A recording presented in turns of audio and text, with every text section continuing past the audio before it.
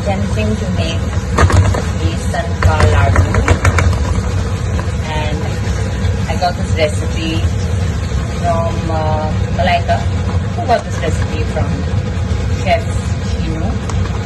So yeah, looking forward to it. That it's how the texture is changing.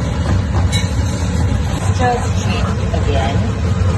Now we are waiting for it to become a little bit yellow ochre. So now the last bit of mixing the jaggery with the besan.